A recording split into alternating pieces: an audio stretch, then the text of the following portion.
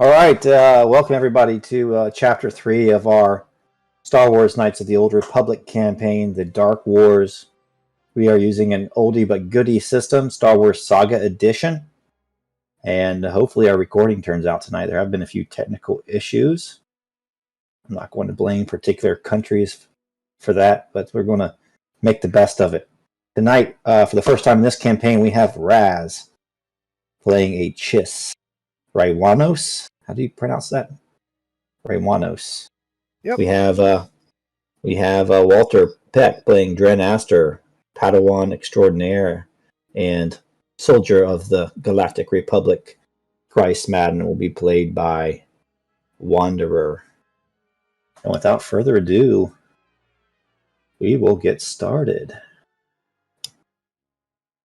Kind of an episodic campaign, different than what we typically run for this stuff. Kind of West Marches style. So here we go. Handout. Show to players.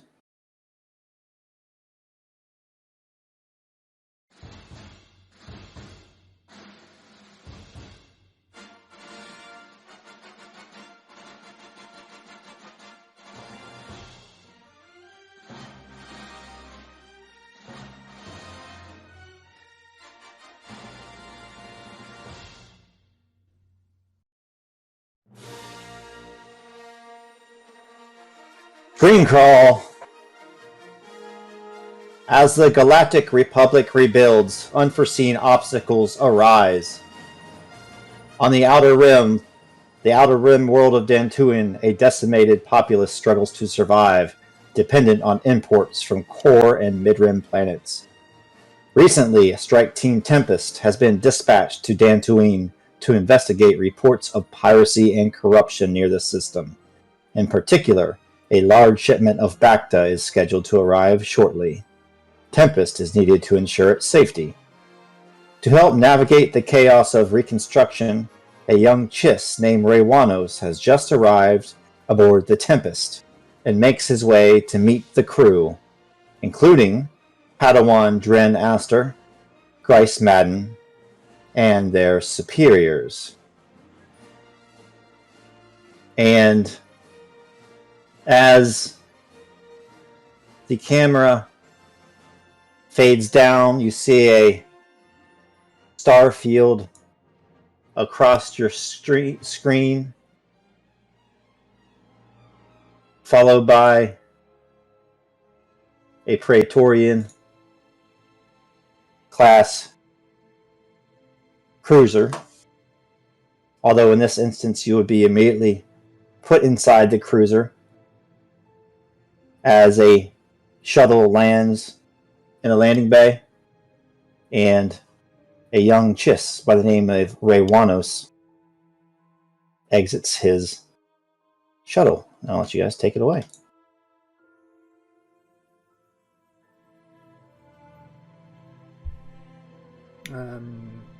Grice is standing at one side of the landing bay.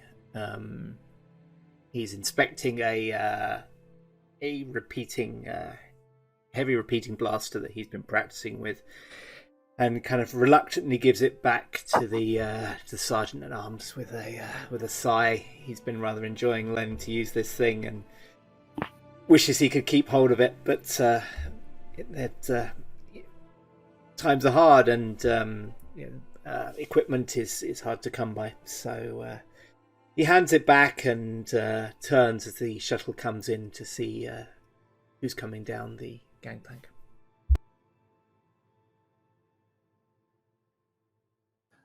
Padawan Dren had been in his quarters. The lights dimmed. Perhaps a distant memory of his homeworld is why he prefers the darkness to the well-lit corridors of the Tempest. He sits, his legs crossed, his arms outstretched, eyes closed, as he uses the Force to peer out into space, and he feels the various presence of the individuals as a ship approaches their cruiser. He senses it is something that will guide him in times to come that this individual coming might be someone that he would want to know, to meet as they continue on their mission. And with that, he stands, putting on his Jedi robe, putting the hood up before opening the door to his quarters and exiting as he makes his way to the landing bay to see what this ship has brought them. Raiwanas exits the shuttle's landing bay and is seen walking out in what seems to be a very well fitted armored flight suit with even a helmet in hand, some sort of backpack or jetpack strapped to the back. The colors seem to be custom as well. If you know Chiss at all, perhaps it's the colors of his family. A variety of tools hanging off the harness of the flight suit itself, and Raiwanas carries himself almost prideful looking, standing very straight, just stepping up essentially to the threshold before walking down the ramp, chin up, sort of nose up, looking at everything and observing everything with his red eyes, the gaze sweeping across the hangar deck, taking time to take in the variety of people, tools, technology, and you get the sense that there is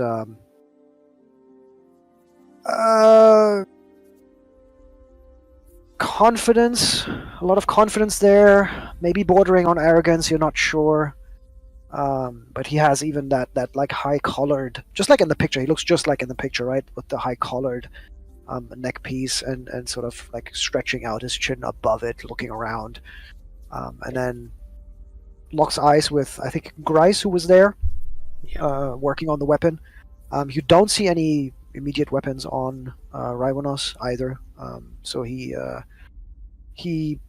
walks down in the way that you've seen people who think they belong walk, right? He's not walking quickly, but he walks like slowly, like he owns the place, looking around, nodding as if he's making some calculations in his head, some thoughts, some analysis, and eventually slowly walks up to you, looking you up and down, looking at the blaster rifle, and introduces himself as, well, hello, I'm Barai Wanasu. Been assigned to the strike team. Can I clarify something? I've got a feeling that the Chiss Ascendancy were working, so the kind of Chiss government were working with the Sith Empire. Is that true? Around this time? Thinking that as a player, right? Yeah. Okay.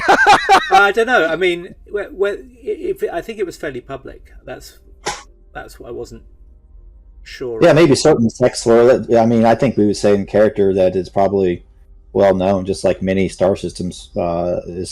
Systems were split. Right. So maybe some houses with the Republic, some with the Sith. Okay, so the setting represents the other side, right? Is that the conflict? Because I haven't been here for the first 2 sessions, and the strike team is a remnant of the Republic, right? Or not a remnant? Sorry, it's the new form of its executive arm. Yeah.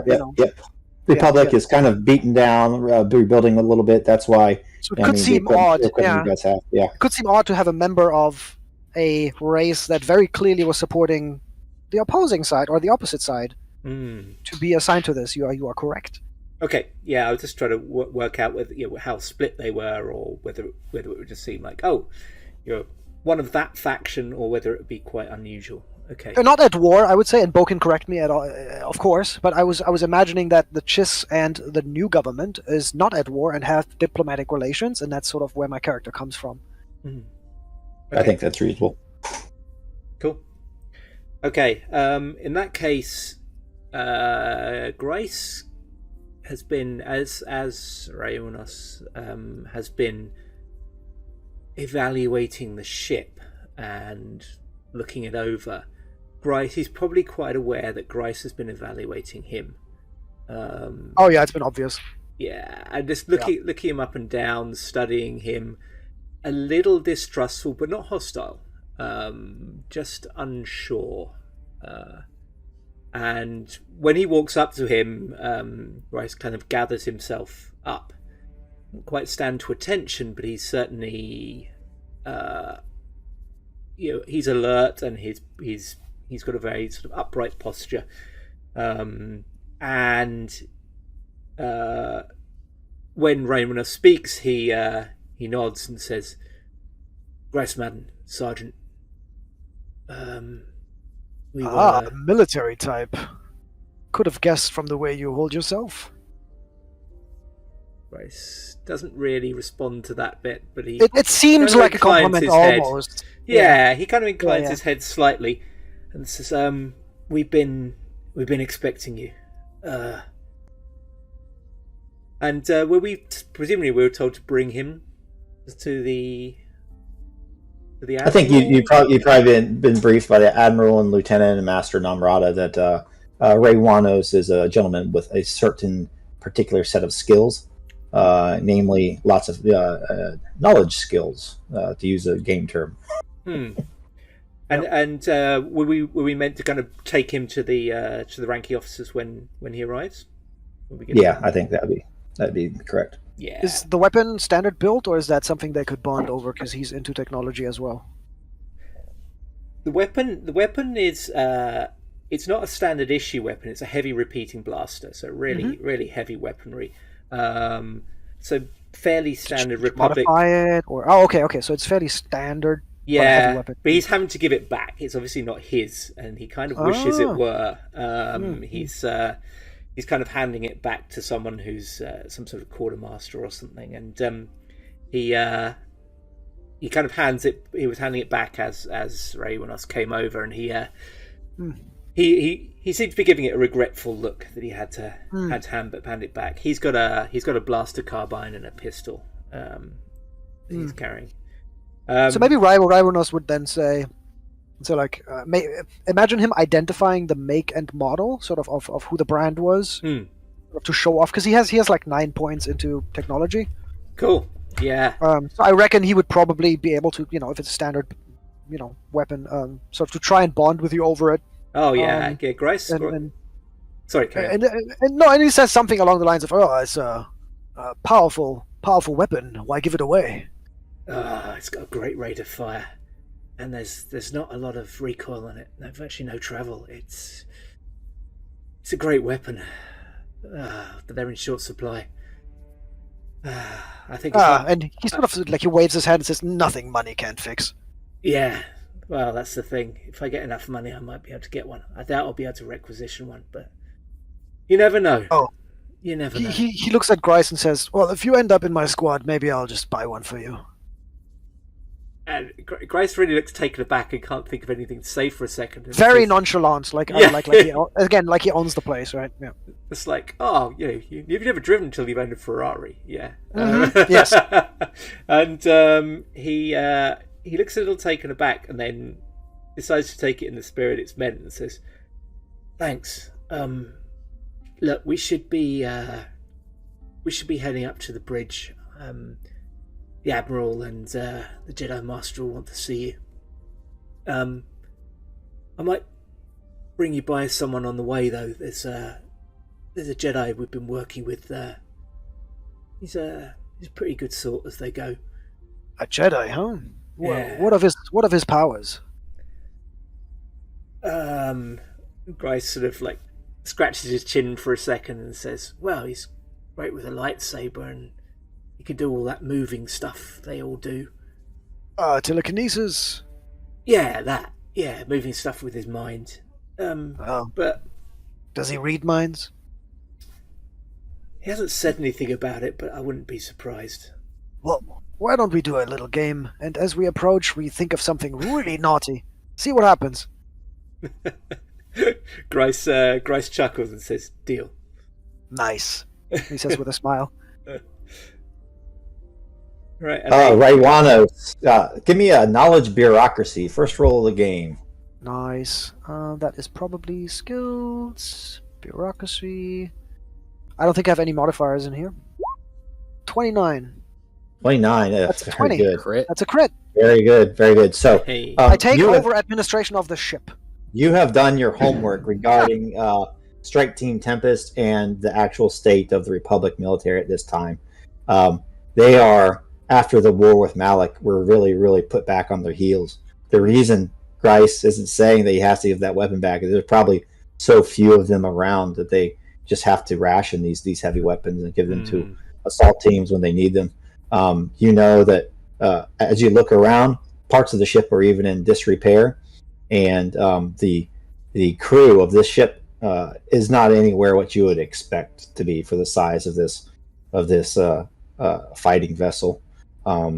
You've also known you've studied the fact that these strike teams are basically the Republic's attempt to allocate their resources where they're most effective, although there is so many border wars and trade disputes and small civil wars that right now the Republic, after the war with Malak, really, really can't do its job effectively. Mm-hmm. And you also may know that while your talent certainly would be an asset to any mission, that a good relationship with your family and your bank account would also come in handy to Admiral Galahoy and the team here. Absolutely, yeah. Yeah. So you would know all those things on that roll. Thanks. Yeah, I would say, yeah. Because he has a, maybe the Bothan spy master, the family spy master, maybe helped him, gave him a dossier before he left. And 100 XP to Raywan, and 100 XP to Grice for the roleplay. Oh, cheers. Thank you very much. All right, and now what do you do? The sound is delightful. Yeah. This is so fun. We banked I'll have you train like Pavlov dogs before too long. Yeah, I'm salivating.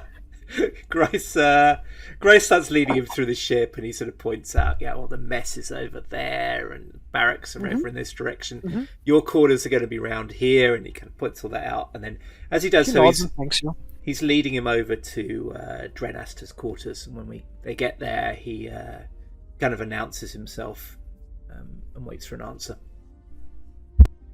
Raiwanos recalls as hard as he can some orgy he had paid for in his younger years. And Grice is thinking about a certain dancer in a club in Nashadar.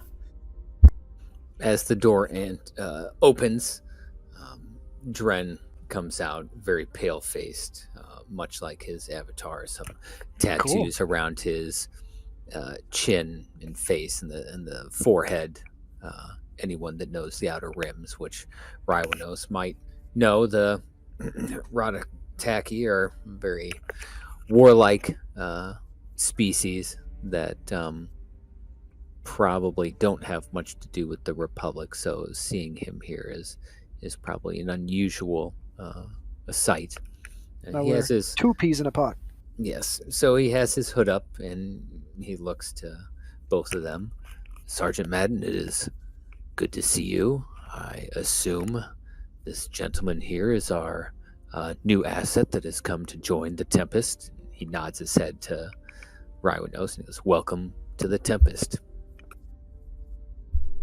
And Grice will sort of nod and acknowledge and says, "He is indeed. It's like you read our minds."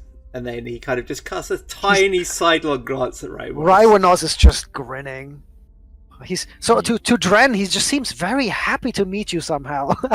Like he knows something you don't know, or you're not exactly sure, but he's just smiling from one ear to the other, and sort of looks around.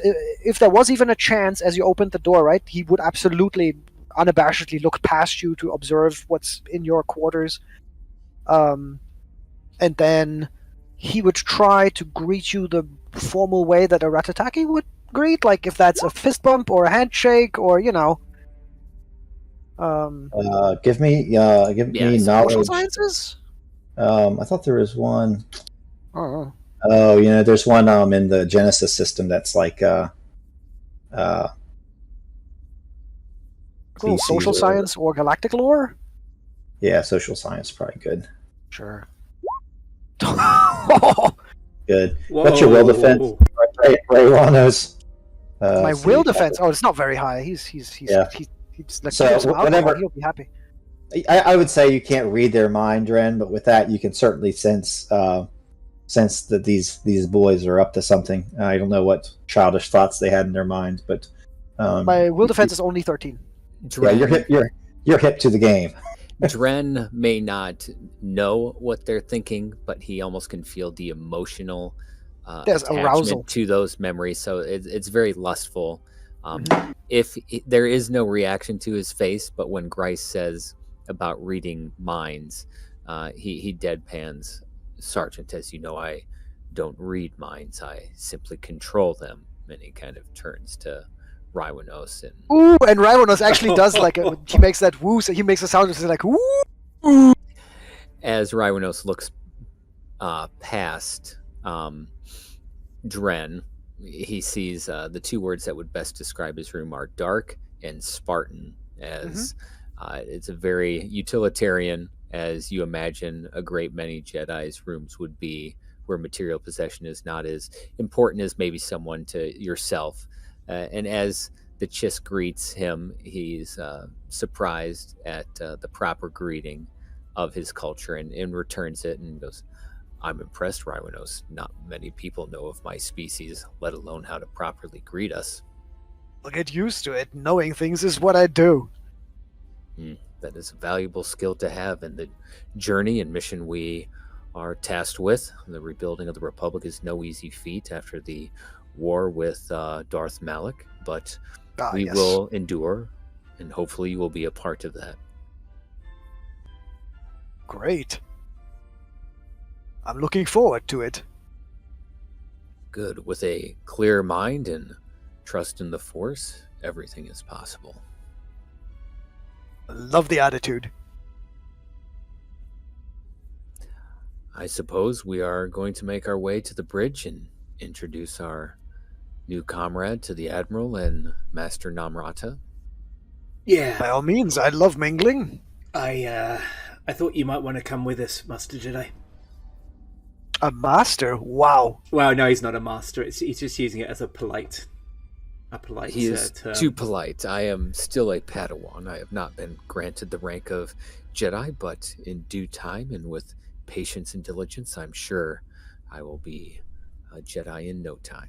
Well, I hear from a man who should know that with trust in the Force and a clear mind, everything is possible. Sort of, I didn't quote you perfectly, but imagine him having just quoted you back perfectly. Wise words, it sounds like. Because I took them to heart. And he doesn't come off as mocking you. He has pretty high charisma. I built him like charisma int, pretty high, and so he's. It seems sincere when he says that. Grice, on the other hand, rolls his eyes slightly as he hears that and says, "Well, I can see you two are going to get on. Come on, we should get moving. The brass are waiting for us." He turns and leads the way and says, "Dren, you can come with us or meet us there. It's up to you." I will come with you, and he kind of extends a hand to Raiwanos and kind of directs him to follow the sergeant and this way, Raiwanos, and kind of falls side by side with him as he makes his way to the command bridge. Of course, how could I resist? And he can't. winks. Exactly, yeah, he winks, right? That one was intentional, right? So he winks over to Dren. And so as you walk, you are more purposeful because you know the place, but his head is on a swivel, right? And like he looks left, right. When there's people passing, he sort of nods at them and looks them up and down. Whenever there's a window or door open, he like cranes his neck. He's essentially just taking as much information in as he can. Have you been on a Praetorian class frigate before? Oh, that is a good question for Bo. I mean, he's essentially his whole family is star traveling the whole time. Is that's this up a to you. common ship? Yeah, it's relatively common. So relatively, yeah. Then probably yes. He says, I can't say that I have. Yes. It's not the prettiest vessel, but they are rugged, and you will find them quite resilient to anything. The Just enemy like can Grice. fail us. Indeed. Grice chuckles at that one. He looks like he was thinking along similar lines himself.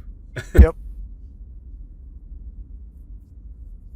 And Yes, what I'm enjoying this tour tremendously. With Excellent. such good company, too. And what compelled you to join our crew? I will fill in whatever Bo has, else I'll come up with something. You can come up with something. That's fine. Could Wing be it. could be that, I mean, that the Republic... Okay, so my idea, before I roleplay it, my idea would be that it's, the Chiss government is trying to get into better terms, right? Diplomatic terms with the New Republic? Not New Republic, but with... Is it the New It's Republic? still. I mean, it's the Old Republic, so technically what's the Republic. government called right now? The Republic never died. It's just called the Republic? the Republic. Okay, Yeah. cool. With the Republic.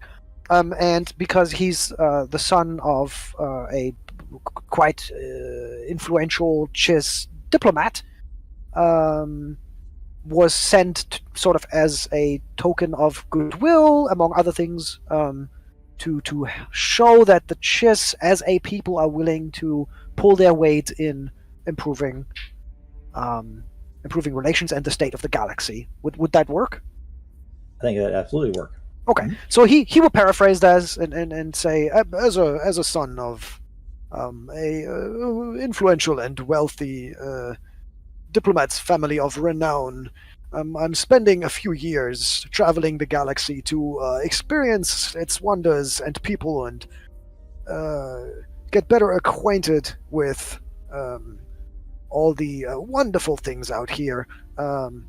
As you know, maybe you know, the Chiss and would like to close ranks with the Republic, and as such, I'm sent on a goodwill mission to show our capabilities and goodwill towards the people of the galaxy. Yes? It is good to make allies in a time like this where diplomacy and unity are much better than the ways of the Sith, where it's dominance and oppression. Of course. Well said. As you walk out onto the bridge, the airlock opens and you see a dozen figures on the bridge, hard at work. You see sensor operators and systems operators doing their job. There's a pilot at the helm, and you see Admiral Galahoy, Lieutenant Brock, and Master Namrata near the center of the room. They seem to be studying some sort of star map and then consulting some data pads as you walk in. The airlock closes behind you. Admiral kind of turns to you and addresses Raywanos, Dren, and Grice. Ah, Dren and Grice, you have escorted our newest team member aboard. I trust your trip was uneventful, Raywanos. It's been some time since I spoke with your father. He spoke most highly of his son and of your skills. Too kind. And yes, it was quite uneventful, unfortunately. Well, these days, events in hyperlanes or in deep space can often be of the most distasteful time, but I referred to your family. Let me introduce myself. Admiral Galahoy, at your service. I am the captain of this vessel. I do apologize for its substandard appearance, but, well, crew and the number of crew ain't what they used to be. But, with time, effort, and diligence, I feel that the Republic Navy will again assume its foremost position as a defender of freedom in the galaxy. Dren, Grice, I assume you introduced yourselves to our Chiss companion here? Yes, sir. Yes, sir. We have acquainted ourselves with him. He seems to be quite excited to join our team. As he should be. I know he is young, but he is a man of many skills, at least according to his father. Raywanos, let me introduce Lieutenant Brock. He is the head of our military forces aboard this strike team, and Master Namrata, Jedi Master, and also Dren Aster's Master. And Namrata bows deeply. It is good to meet greet you, Reywanus. It is good to see the ships reaching across the aisle so that the galaxy can once again become united and defend itself from threats both within and without. Indeed, in unity there is strength, Master Nambrata. Indeed. The Admiral kind of walks over to center console. As much as I would like to enjoy a glass of Corellian brandy with all 5 of you, we do have business to get down to. Can you have a seat here? And he kind of pulls out the seat, or kind of turns it towards all of you, and taps a few things on his data pad. And says, "You will find the details of your upcoming mission on the data pad." I'll make a copy to my private datapad, so I can refer to it later. Security violation.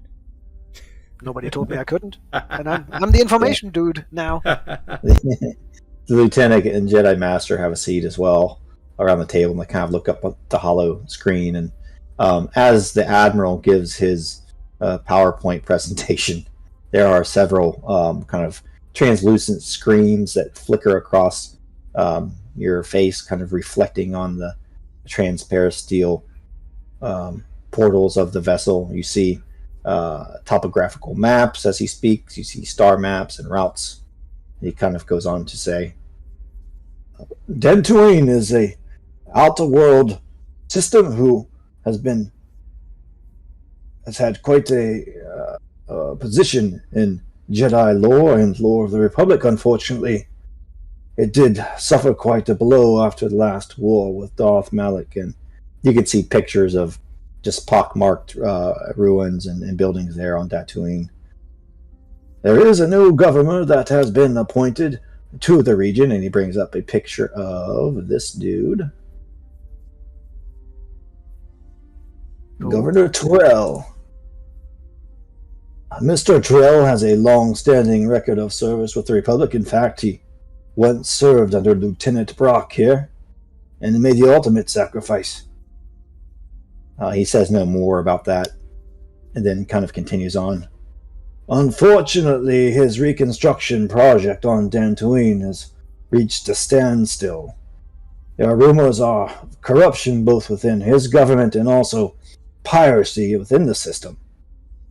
It's one thing when shiploads of durasteel and permacrete are pirated, but it's quite another thing when food, medical supplies are pilfered.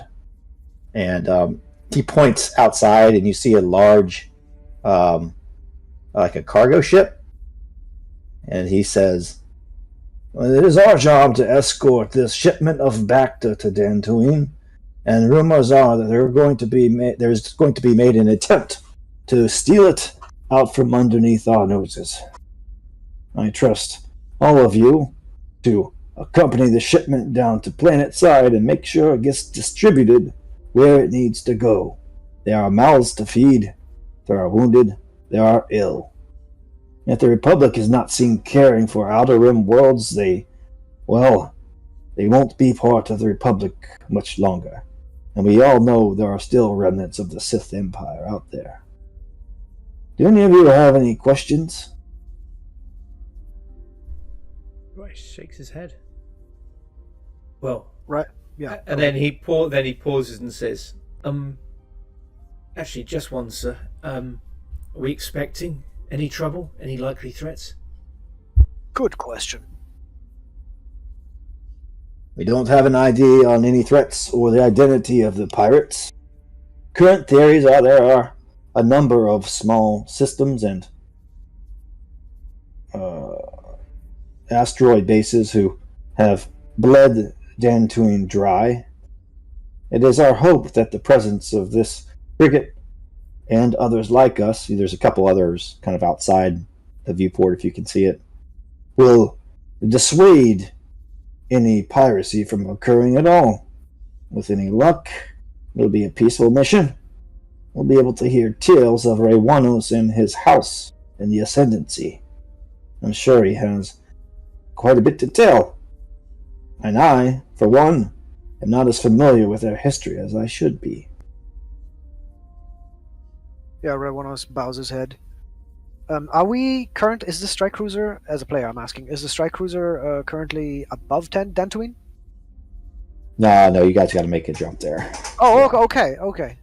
Yeah. So we're not going to get like easy backup or anything like that. Okay. No. Then he will ask, unless it's specified in the data pad already, like who our contact is on Dantooine, like who will oversee or help us with the distribution. You know. That's the governor. Yep, and actually make a knowledge bureaucracy. Mm-hmm. Knowledge bureaucracy, and DC is going to be 15. Nope, 11. Oh. Yep. So you have heard of the governor. He has been in the Senate at one point, and does have his distinguished military record, and he was involved in the Sith War, in the war against Darth Malak. But apart from that stellar reputation, you don't know much else. So we are to hand this over to the local government, or are we to distribute? Yeah, just make sure it gets distributed, make sure that it doesn't get pirated and that sort of thing. Got it. So it's UN humanitarian mission. And he would then ask, are we to pilot this craft, or will there be an escort of some sort? Is it us three? No, you're just going to be aboard the frigate. Everybody will be together. Yeah, he's kind of going over these details with you guys. I thought you said that there is a different space craft that has the Bacta on board, like a shuttle or something. Yeah. There's a hauler. Yeah, right. He's referring to the hauler, right? That's piloted. It's got a crew. Oh, okay. So because Raiwanas was trying to figure out if he's going to pilot it or if there are some other people coming with on that ship apart from us three. Nope. He says that he does have. There are, each of the cruisers has a couple fighters aboard, and some transports and other sorts of vessels. And if you want to know details, he can give you those. I see now. As a player, I must have missed a step when you described the other ship where the Bacta is in. Can you rephrase for me? Is the Bacta on this ship or another ship? No, it's on a different ship. So it's on a different ship, and that different ship is not a shuttle. It's like a frigate or cruiser as well, a big one. Yeah, it's like a hauler. Okay, cool. It's a lot of Bacta then. It's a lot. Okay, cool. Thank you. As they're looking over the schematics and whatnot, Dren approaches Master Namrata and he goes, "Master, not only is it important for the Republic to maintain a presence on the Outer Rim, the Jedi have a strong connection to Dantooine. I believe it important. Do you sense possibly the Sith or any of their agents trying to meddle in the affairs of Dantooine, considering our connection to it and the Jedi's order and their attempts to rebuild?" See. He kind of pulls Dren aside. "Drenester, I have not mentioned this to the Admiral or anyone else, and there have been no mention of force sensitivity among these pirates, but something about this mission, it doesn't seem quite right. The dark side clouds all. That is why you will be most important on this mission. Keep your mind open. Try to sense any conflict among the pirates. If we can solve this situation in any way that is peaceable, I feel that would be the desired outcome. Although there would also be some that would strive to create conflict in the Outer Rim, renewing the war that has died down somewhat at this point." The Sith were defeated at Rakata Prime, but they were not destroyed. If their hand guides these pirates from the shadows, I will uncover it, Master. Very well. You are taking more and more steps down the path of the light side, Drenester. Your appearance does you a service in many missions, but I sense no darkness within you. Keep up the good work, Padawan. You'll be joining my side as a Jedi Knight in no time. And with that, Dren kind of bows his head. Thank you for the kind words, Master. I know life with the Force is not immunity from difficulties, but peace in them, and I hope to one day serve by your side. Can you give me a use of the Force as well? Yes. See if you hit 20.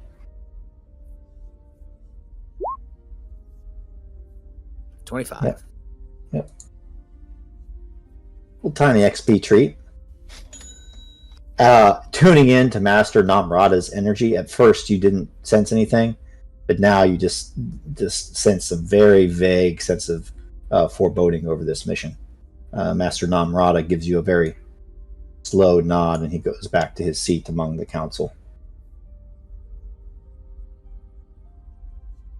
Dren doesn't press Master Namrata anymore, but understanding that he has this sense of foreboding about the mission, makes sure to keep his mind open to the Force and look for any disturbances, especially those of the dark side, if and when these pirates attack.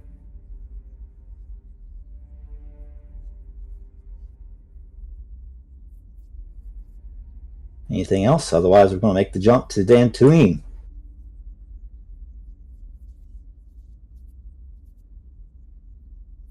No, I think we're good. Rywanos would check out his quarters, and sort of maybe chuckle at how Spartan they are. Yeah, as you go to your quarters, they're probably very similar to Dren Astor's, although that would not be your preference as it was his. No, yeah, that's cool though. He would definitely hang with them if he gets the sense that this will be sort of a group or crew, like people that he will directly hang out with, right? Because it was just us three that we were briefed. Yep. And he'd play sort of like 20 questions. Happy to share, parts of his life as well, if they are happy to share parts of their life and what they like to eat and what's their favorite movie and what's their favorite battle and that kind of stuff. Yeah, Grace. Dren, sorry, go ahead. Go ahead. Sorry, you haven't talked for a while. Go ahead. Oh, okay, thanks. So Grice is happy to talk about some of it, certainly his kind of experience during the war.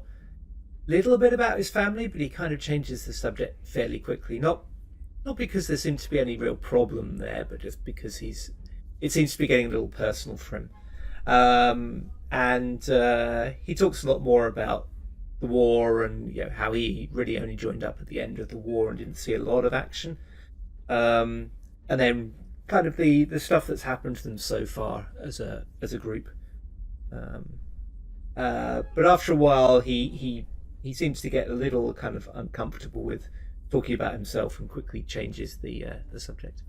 Goes back and forth, right? He's not just questioning you. He plays 20 questions back and forth, right? So he asks a question, you get to ask a question. He asks a question, you get to ask a question. So at least it isn't you monologuing, True. But even so, he'll give a certain amount, but then after a while, fine. he just seems like someone who doesn't like talking about himself too much. Yeah, that's fine. And then with Dren? Dren, for a portion of the time, it seems more like he's doing some internal contemplation. Perhaps it's something regarding the Force. He doesn't elaborate, but he's quiet for a while. But as Grice and Rywanos go back and forth, he shares a little bit. The majority of childhood was spent with the Jedi. He was rescued by Jedi during the war, of the Mandalorian War to be specific. And once he was saved, his Force sensitivity was discovered, and he's been training since then. And though he might look a little bit older, he's still fairly young, though he has shared that his training is coming to a completion, and he's probably closer to becoming a Jedi than he ever has been before. And probably you would gather by talking that it's about the right age. Okay, thank you. Yeah, Rywanos seems to freely share information that is personal on the on the level of the question. Some questions are just fun questions, like what's your favorite color, right? That kind of chain letter question type. And some questions are, like what's your fondest memory of your family, that kind of stuff that suddenly might cut much more personal, right? So I understand like Grice's reservations there.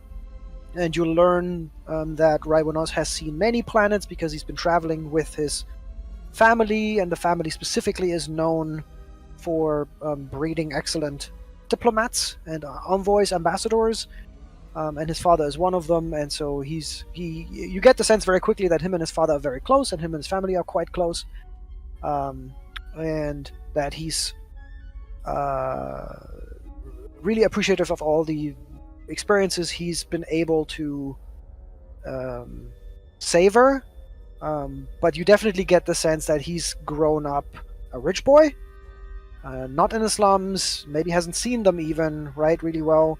And the only time he sort of shares, or you get the sense that he shares something negative, is that he does mention that he was part of sort of like a planetary invasion on the receiving end, and from the emotions sort of that play on his face, you can get a sense that he's still trying to cope with that, and that's probably mostly what he would sort of convey. You would have got a little bit from Grice about his family. He doesn't talk about it a lot, but he does tell that he grew up on Corellia. His family weren't very wealthy. His parents are both factory workers in a shipyard, and well, actually not in a shipyard, but a factory that produces components that go on to get used in shipyards. He didn't like grow up in the slums, but money was tight, and he seems to have a bit of a love-hate relationship with Corellia. Mm-hmm. Yeah, Raivonos has been to Corellia, but the things he says that he likes about Corellia is the posh restaurants, or the nice park, or the upper side town where all the nice buildings are. And so you just realize he's been to maybe places you've been to, but not the same place, sort of, right? Yeah. Different perspective. Yeah, so Grice has definitely never eaten in any of those places or anything. Yeah, and he's a high society boy. He looks, his face goes a bit kind of perhaps a bit cold, perhaps a little hard to read at that point. The expression kind of drops, and he changes the subject fairly quickly. Yeah, you think something there touched a nerve. Yeah, he's very careful though. He never makes a comment that makes you think that he thinks less of people with less money. Oh, sure. You don't think he kind of resented anything Raivonos said, but you think there's, Corellia is a society with a lot of disparity between rich and poor. Absolutely. And maybe there's some resentment. There there layers. Or something. Yeah. Yeah. Cool. Well, cheers. Thank you.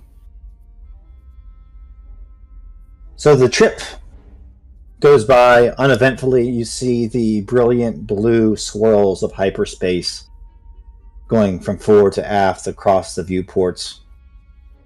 Space is cold. You warm yourself up. You talk to each other. It's a couple days journey. And then overhead, you start to hear some proximity alarms as you prepare to emerge from hyperspace near the Dantooine system.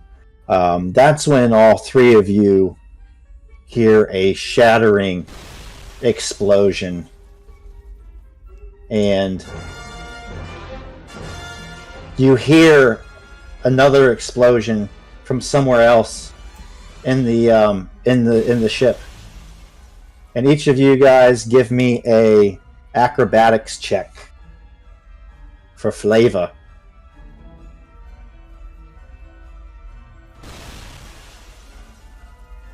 The DC is 15. Oof. Duran, of all people. Yeah, Duran, Red is out of balance. I don't know where you're going, but you just get rocked and you just go falling flat on your feet. You hear all hands hands to the bridge! All hands! Yeah, Grace won't stop to say a word. He just starts running for the bridge. Dren, deep in thought, and kind of spiritually, to use a phrase, connected to the Force, doesn't react in time to the physical side of things, and kind of trips, stumbles forward, falling down. And not that he can blush, but he kind of quickly rights himself and goes sprinting towards the bridge, as he clearly sees that something is indeed afoot. And as you do that, as you guys are walking past the bridge, you see out the viewport, just you guys are being swarmed by dozens of small appearing fighters. As you kind of head towards the bridge, you see that the cargo ship just keeps getting strafed by these fighters. You see its shields kind of light up. You see the point defense systems of the Praetorian class frigates just every once in a while get a bead on these things, and you just hear it explode. And on the bridge, once you reach there, Admiral Galahoy is like, all hands! Scramble the fighters! He goes, Master Namrata, where is your Jedi? And you guys kind of burst upon the bridge, and the airlock opens.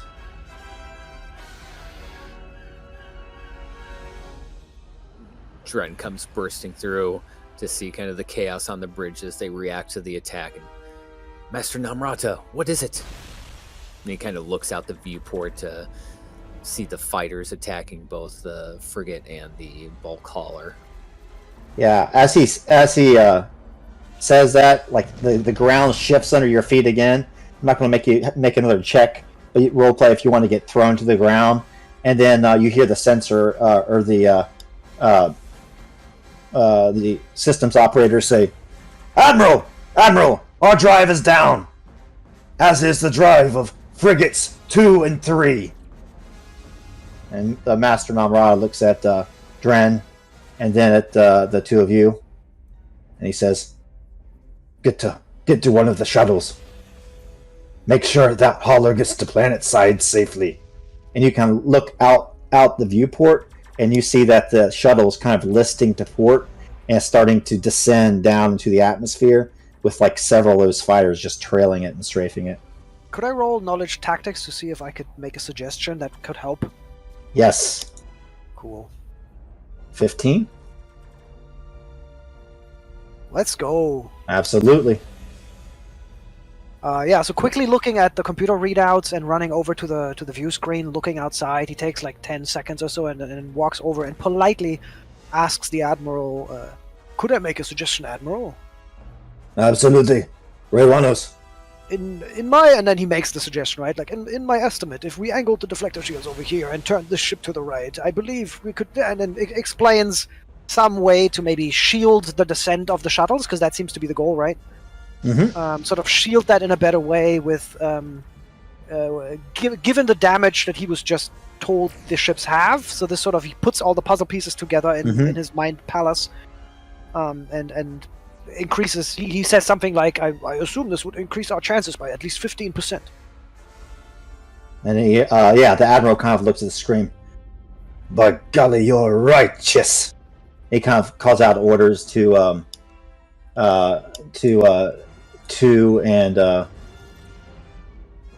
other frigates, and you see them kind of angle their deflector shields, and you see their drives are down, but you see them kind of list to one side, and the hauler kind of goes in behind them, and it shields the hauler's kind of descent.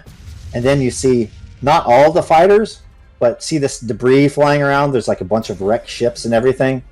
A couple of those fighters just like gets exploded as they have to go around. He's like, good, that bought you some time. Master Namrata kind of says to Dren, this is your chance. Keep yourself open to the Force. There's something else at work here. I will, Master. We will get on the shuttle and get to the hauler and ensure those back to supplies. much needed as they arrive to the people below. Sergeant Madden, Ruano, shall we go? Let's move. And he starts heading towards where he knows the shuttles to be. Yeah, you notice that Raiwanos gravitated more towards you guys than towards Dren in this scenario, and essentially he just walked over fairly quickly to you and just looked sort of inquisitively, and then you guys said, let's go in, so he just follows you. Yep. Just as a GM, I'm on a +2 to skill checks and attacks for this encounter, just to kind of account for the fact that you guys are kind of getting shielded from the debris, and those other two frigates are creating kind of a picket line type of thing. Nice. All right. Okay. As Raiwanos actually puts his flight helmet on, which might be odd because, in Star Wars nobody gives a shit about their head, but he does. As Grice sees him do that, he sort of looks and says, "Pilot." Yes. Well, also he says, highly allergic to vacuum of space. He smiles. He says, "Well, I can fly a shuttle, but I wouldn't say I'm that good, so I'll let you fly." I dabble, he says. All right. All right. Let me go into my GM layer here. I mean, I think Bo had said that the other ships already have their own crew, right? The ships that we're supposed to help, they have their own crew. Yes. We are not the ones to fly, but yes. Yeah. Okay. Yeah, cool. I think we need to get on the shuttle though, and somebody needs to fly the shuttle. You basically are going to be flying a shuttle so we from will, okay. the Tempest to Down. the Yeah. Bolt Hauler. That's okay. That's our It's task actually- at hand. It's actually a little better than a shuttle.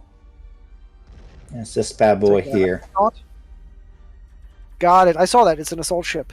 Right, I saw that in Yes. the list. Yeah, the Yes. duplex command assault gunship. Oh, And excellent. somebody, PDCAG, the PCAC. It's a Duplo. Yeah, all right. yeah, I like it. And So so, yes, Raiwanos will pilot, no problem. let's just say you're flying along the hauler or whatever. I don't have a token for it, but you're escorting it. You Mhm. got to get it to here, to the safe zone. Okay. As you're in the hangar, you can see just debris flying all around the place. That'll come into play during this encounter. But first, somebody give me a 2d4. See Not how a many of these. Roll. See how many of these things you're going to face. I'll use it. I'll trust the Force. Mm-hmm. 4 or under. Yeah. I trust- Hey! I trust you in the Force. I Come love it. on, I could have been all the way up to 8. you guys. Both so angry. that Well, I- some of them smashed into Yeah, space yeah. debris, and that's just what happened. That's right. I mean, have you ever Just seen what happens. TIE fighter pilots? That's what happens. True. No, they don't get insurance or anything. All right, here you go. All right. So as you kind of, I'll let the pilot role play what it looks like as you kind of pilot this thing out of the hangar, and all this debris is kind of everywhere flying around.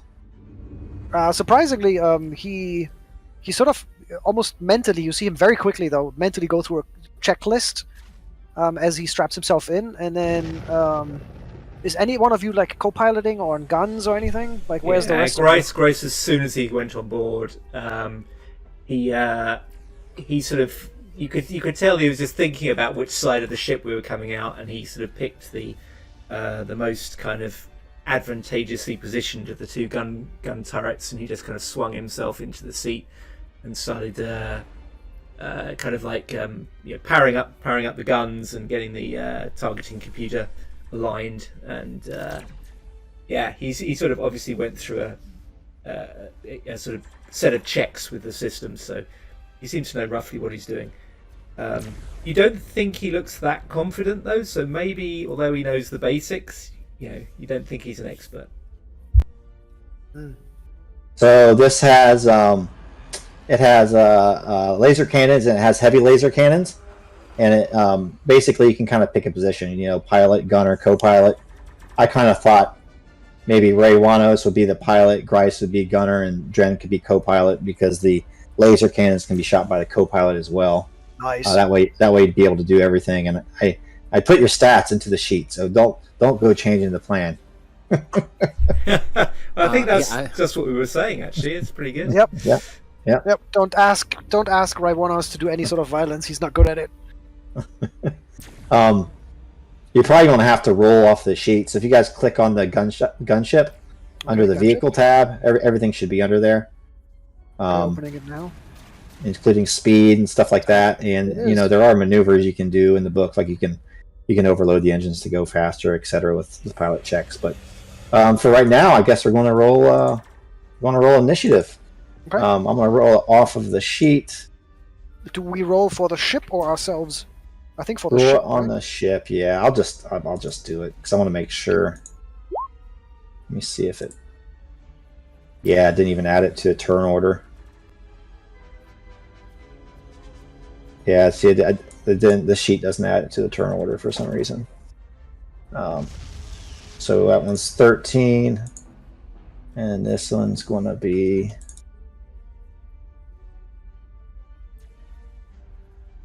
This one's going to be 10, and then let me roll it off of this ship here.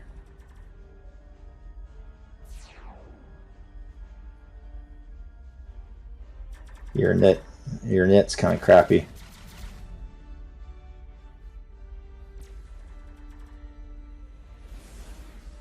Probably be going last, I'd say, yeah.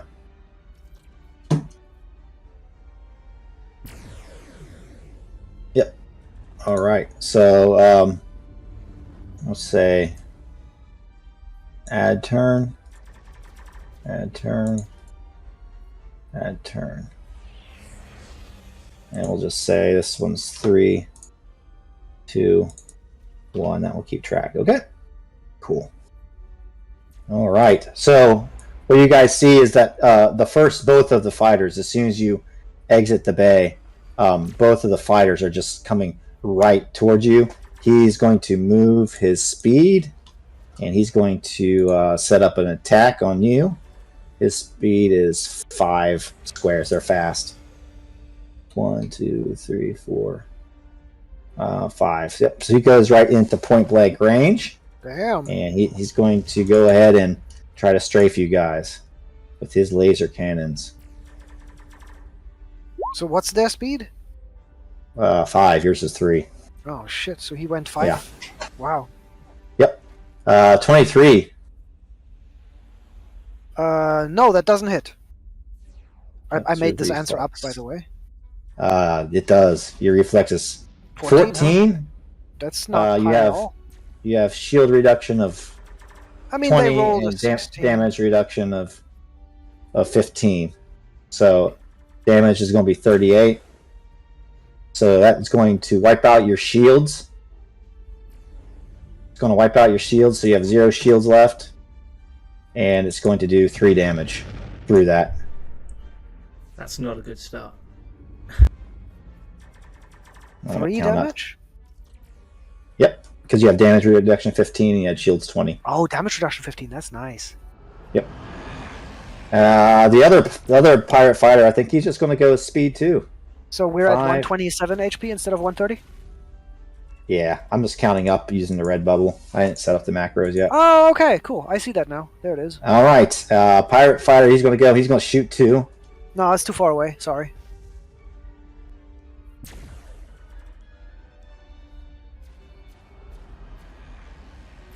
And what did I say your reflex was? 14. That does hit. 44 damage. Jesus. So what? That's damage reduction 29. 15. So you're going to take off 15 off of that. So it's going to be what? 34. It's going to be 29. what? 29 damage.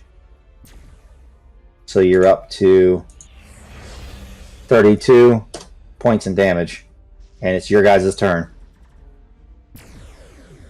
Okay.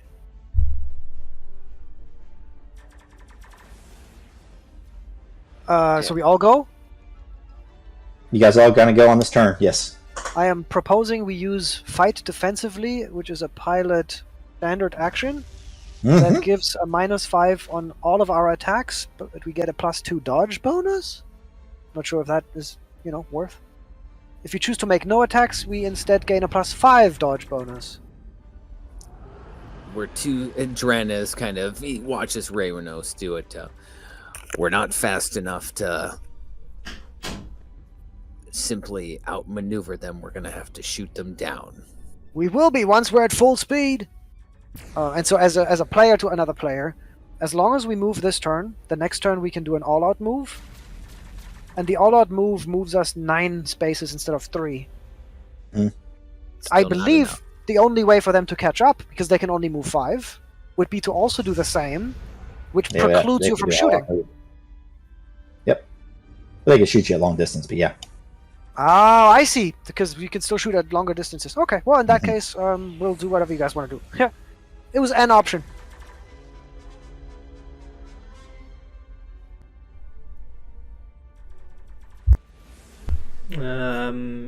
Yeah, well, Grace is on the gun turret, so he's frantically trying to turn fast enough to get a bead on these ships. So I think his action's going to be fairly clear. He's just going to take a shot. Do that. I don't think that's going to change, because if I move us away, it's just going to get harder, so you might as well do it now. Cool. Yep. I'll just do it against the nearer one. Shoot This one here? spook. So heavy laser cannons. Heavy laser cannons, and you get a +2. Nice. There's a swift action called aim that you can also take. Oh, Yep, you can Yeah. do that. I think is that another +2? I believe so. nice. I will do that. Yeah, he'll I'll track scroll them down for a now. while, get his eye in, and then fire. 26. That's enough. That's enough to hit. That's enough to hit. Hey, excellent. And this bad boy, damage reduction 10, no shields. They're like ties. So that'd be put at 38 damage. And so this bad boy is going to go.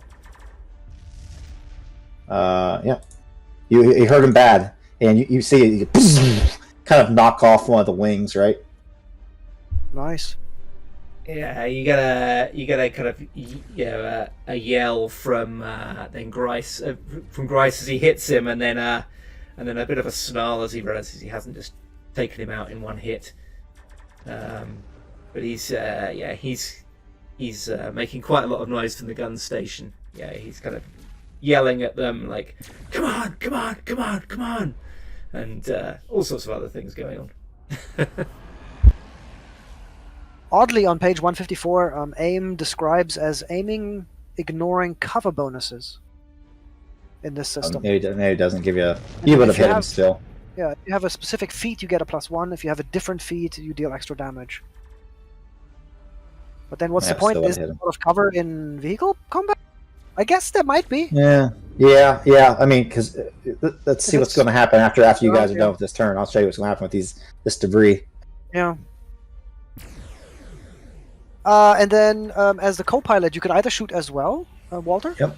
Or you could do a system operator recharge shields thing. But you'd have to roll a DC 20 mechanics check, which seems really high. Yeah, so basically, if you're trained in mechanics and stuff, it's not too awful. But Those are things that the Jedi do not concern Okay. themselves with. Murder! Shoot him! Blasters are uncivilized weapons, though we live in an uncivilized time. Yeah. I don't even have the skill for shooting, I think. For you blasters. don't need it. You don't need Anybody it. can. If Yeah. Luke can do it, then you can do it. Yeah, Well, I guess. Saga I edition. will. Yeah. Yeah. Just Great. fire it. Yeah. It just uses your base attack bonus is what it uses. It's not like like there's like in Genesis there's like range light, range hit. There's not anything like that. Is that supposed to be under skills? Just roll it off of the ship. Like if you open up the Yeah, ship. I opened it. I found it here. Heavy laser cannons. Here we go. Did you use? Plus You do the other one. Do the regular the laser cannons. regular Yep. laser cannon. Yeah.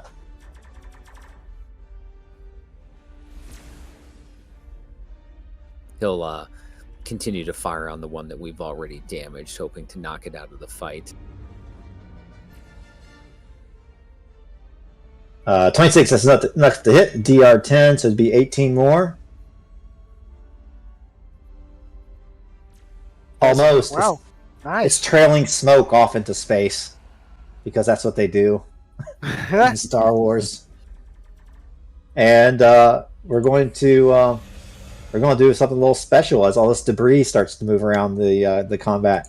I want Raz to give me a D8. This happens on our turn? It happens. Oh, well, you get to fly still, don't you? You get to fly still. I'd love to, because we're in a shit position. Yes. I'll What are you gonna do? convert my standard action into a move action to take 2 move actions this turn. Okay. 1, 2, 3, 4, 5, 6. Mm-hmm. That's it. There you go. All As right, a give me swift action, I'll yell to Grice, "Go get him!" Give me a I guess D8. both of them. A D8, okay. Yes. Roll 1D8. 2! 2. 1, 2. Okay. This thing is going to move in this direction. Now give me a D6. 6. It moves 6 squares. 1, 2, 3, 4, 5, 6. Is it overlapping you at all? No, it's not. Okay.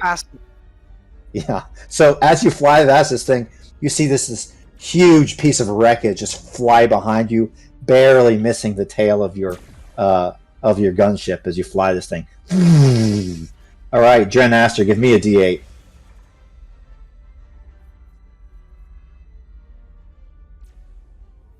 Two. It's going to be the same direction. 1, 2. Give me a D6. 3. 1. The wind's all blowing it the same 2, way. 3. The wind, the solar wind, and finally, Wanderer, give me a D8 and a D6.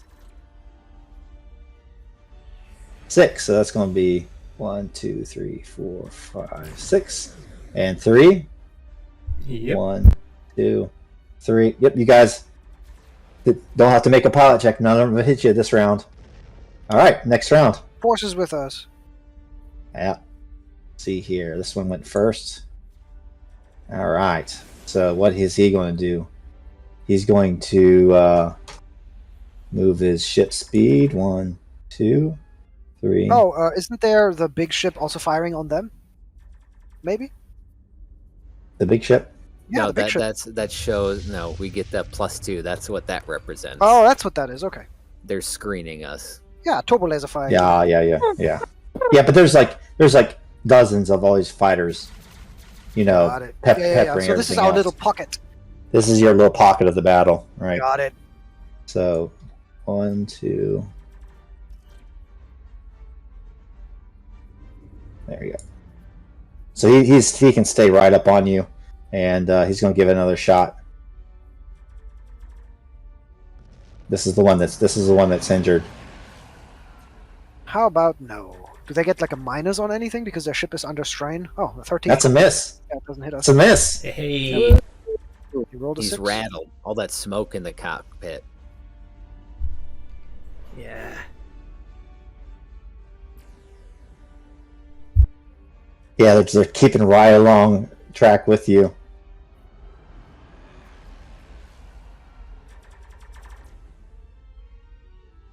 What? That's a miss also. love it. Yep, they missed. What are you guys doing? It's the suppressing fire from Grice's turret. They can't line up to get a good shot, 'cause every time they do, he kind of zeroes in on that spot and they have to take evasive action. That's how I'm playing it. As Rywanos, as Rywanos is flying through the debris and dodging blaster fire, Dren looks over and he's like, "Trust the Force to open the right doors at the right time," as he kind of, spins around another piece of debris. Rywanos looks at our like outer hatch and says, "Not that one, not that one, not that one." Go ahead. You guys shoot We get before I move spooked? us. Yeah. For sure. Do you want to go first this time? I'll go first and see if I can finish him off with Because my... your little damage might finish it, yeah, and then we can Exactly. do big damage on the other guy. That's clever. Yep. So as he kind of lines up slowly but surely on the hollow screen of his laser cannon, 50. he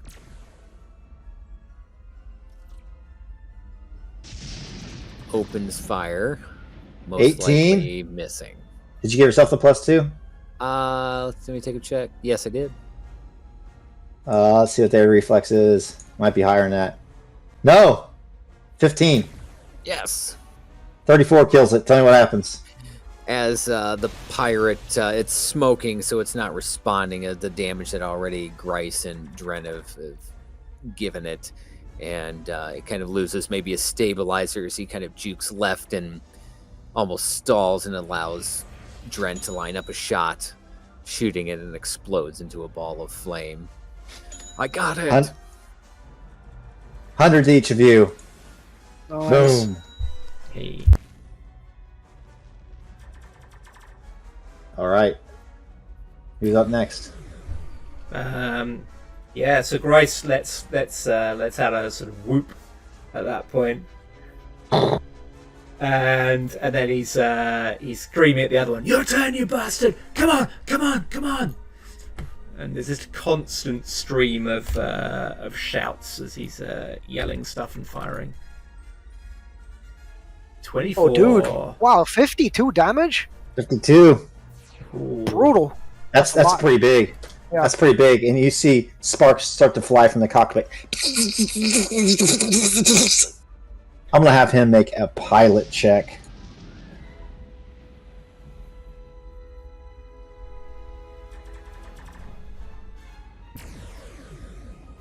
He maintains course.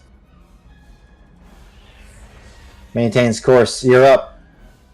I found a new standard action that I can do as a pilot. That is aid another. A vehicle's commander can grant a +2 bonus on another character's attack by making a DC 10 knowledge tactics check, Yes. which That'll be can very good for hardly you. fail. But You we'll roll a see. 1, right? I mean 19. Yes. There you go. I rolled a crit actually. Yeah, let's give him a +4 then. Oh, interesting. Why is knowledge tactics for me at a -1? It should be at a +9. Did you roll that off your sheet? Oh, off the ship. I rolled it off the ship. So technically, this was a crit. It's a 29 in total, but it's Nah. yeah. I clicked, of course, on the ship, not myself. I'll still count the 20. Yeah, who cares? Yeah. So I'll do. I don't know if the crit does nothing, I guess, but it's still a +2 for whoever shoots next. Yep. And that's then fine. I use my move action to just move 3. 1, 2, 3. All right, give me a D8. I'm gonna see if one of these debris hits this tie, and we get this typical Star Wars moment. 3. So this one will be 1, 2, 3. Okay, give me a D6. Oh, 3. 1, 2, 3. Nope, that one didn't do it. One more time. The others can do that now. I want everybody to be involved. D8, then D6.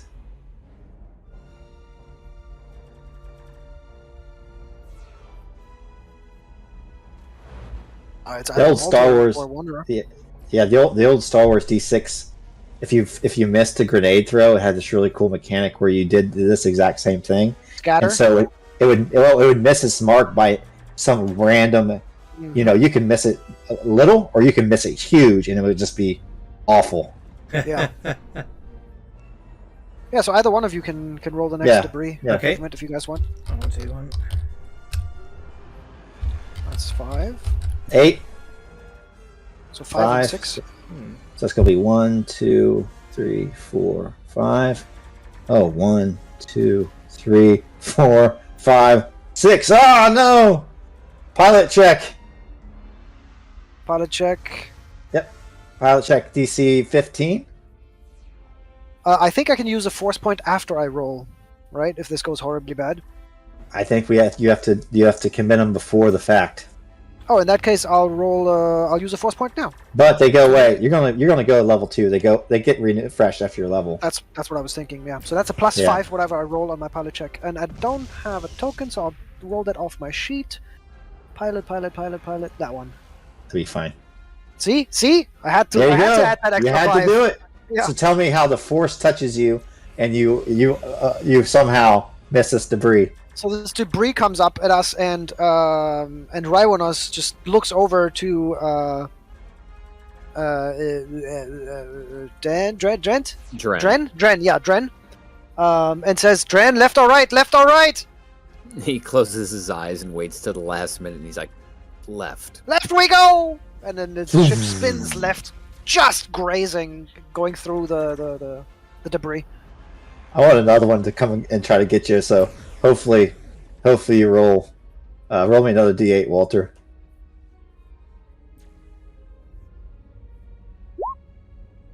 That's a 1. Up, that goes north. D6.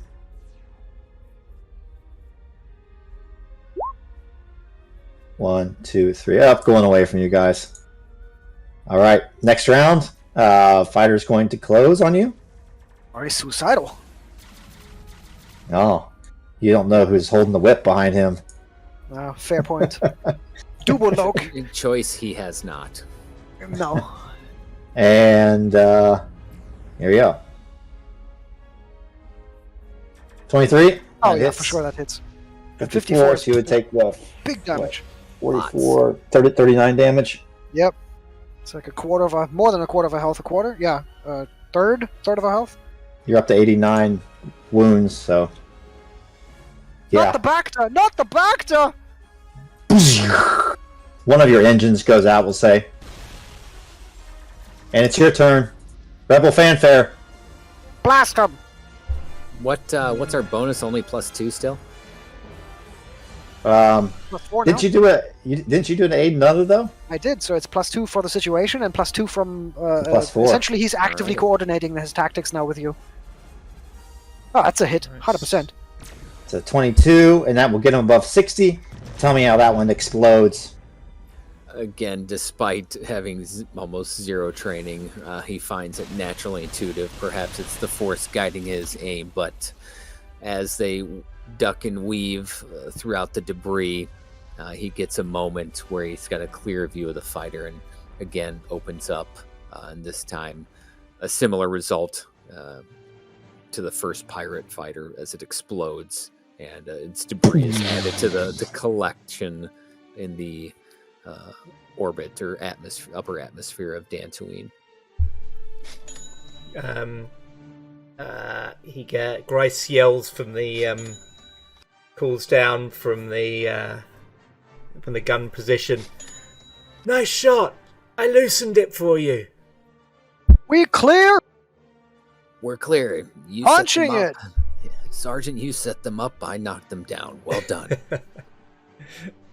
Pleasure. He says, must have been the Force! And then punches it. So I do an all-out move, essentially, which gets us there. Yeah, just give me a scene what looks like, as you escort this big freighter down towards Dantooine and hone in on your coordinates. You can see below you what looks like a large field of swaying golden grass with a landing pad in the center of it. You can describe it if you want. Yep. Yeah. So you blow up this last pirate fighter and just explodes behind you in a gout of flame. On the way down, a few other pieces of debris narrowly miss your ship, but you definitely kind of nose this thing down to the atmosphere. Looking to starboard side, all three of you can see the hull with the Bacta. Indeed, it's pockmarked with blasters, but its shield seems to have held for the most part. And as you break through the clouds and swoop in over the equator of the planet, the two ships slowly circle around the mountainous area and then descend onto the plains. Also in the field, you can see hundreds of technicians and people kind of fueling ships and other folks of Dantooine. And it's a very kind of busy scene as you land on Dantooine, and you see kind of up in the sky above you, you can see bursts of light, even in the daytime as the afternoon light kind of fades. The picture is a triangle on purpose, right? What's that? The picture is a triangle on purpose? Hang on. Maybe not. So I'm telling you that wipe. I'm only seeing a triangle. No, it's Yeah, not. me too. Okay, Why okay. the hell would that be there? I thought it was a cool screen wipe sort of idea, and I was like, "That's odd, though." I mean, just want to check that it's not. It's That not. is weird. There's no There's nothing there that would block it. What if I move my? Yep, I moved my character. Oh, if I move my character up, I think you see suddenly I it? get vision. Yeah, there's a wall. Yeah. I think there's a wall between the two. They changed the way they did dynamic lighting again, and there's something called walls. It's an Yep. invisible. If I put myself in the middle, I can see both. So that's what I'll do. I hate Roll20. Dynamic lighting. Oh, is it one of you So, actually like- moving? Because as one of you moved, it goes up and down. Oh, no, so we maybe have Bo to is still messing with stay. it. No, it's not me. Yeah. Yeah, for me it definitely turns on and off. So I'll just put myself right in the middle, right here. It seems to show me both sides of the triangles. I can't seem to find the sweet spot. Yeah, No. neither can I. Give them vision on my character. Maybe that helps. I don't need. Yeah. That's fine. Hang on a second. Let me see if I just delete the thing altogether or get rid of it. Does that do anything? Oh, now it's what is that called? A trapezoid? Trapezoid? Yeah, it's Yeah, it looks like a sandcrawler. it's the a shape. obtuse triangle. Now it's a right triangle. Oh yeah, now I can see a whole very right triangle. Yeah, yeah. Whoa, map Now move. it's a midget rectangle. There's nothing there. There's nothing there. There's nothing there that should block your sight. I moved everything out of the way. No, correct, It's including the background picture. I know. I just wanted to make sure there's nothing underneath it. Oh, okay. Yeah, now you can. It almost looks like there's like an obvious, Oh yeah, triangling black still happens, square which is over funny. it. But there's nothing there. I'm selecting it in every layer to try to delete something there, and it doesn't delete. I'm just gonna F5, see if that solves it. But again, not a game-breaking bug. We can just keep going. Yeah, Yeah, nope, it's just a triangle's quirk. back. Yeah, it's just a quirk. It's fine though. We can see the whole picture if mostly. And one The I don't want to dark buy. side clouds everything. I guess so. All right. So that whole situation's going on in that back that kind of lands, and yeah. There's a bunch of text, and obviously all the folks of Dantooine are kind of looking towards the sky, and one of them comes up to you and say, "Are you from the Republic? Is this what I think it is?" And he kind of points towards the freighter. We most certainly are. This is a Bacta shipment. Yeah, the technician kind of pokes a few things on his data pad. Wonderful. He kind of, guards, fall in line. Grice will just go through the formalities with him of About to say, yeah, bureaucracy, effectively right? getting him to sign off on the shipment Mhm. and making sure he's the person they're expecting, etc. After having been being fooled once on a previous mission about what was Uh-huh. going on, Yep. he's not Yeah. not going for it again.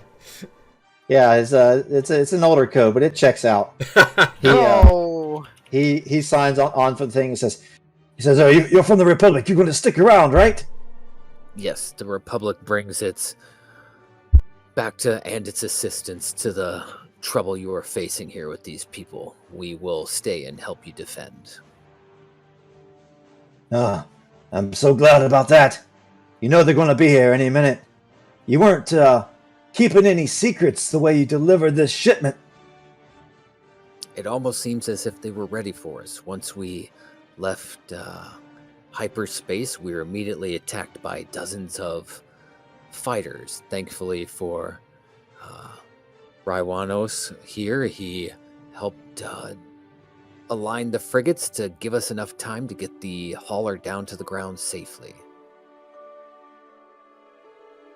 sorry. Mama, Are can you you see him? expecting? Are you expecting a fight here as well? And yeah, somebody comes out from one of the buildings. Ah, Hopefully you can see him. Governor Trell. And he finishes the sentence. Unfortunately, yes, we are. Governor Trell here, at your service. I suppose the Admiral sent you down? Yes, he did, Indeed. sir. Well, you couldn't have come any sooner. Your timing is most fortuitous.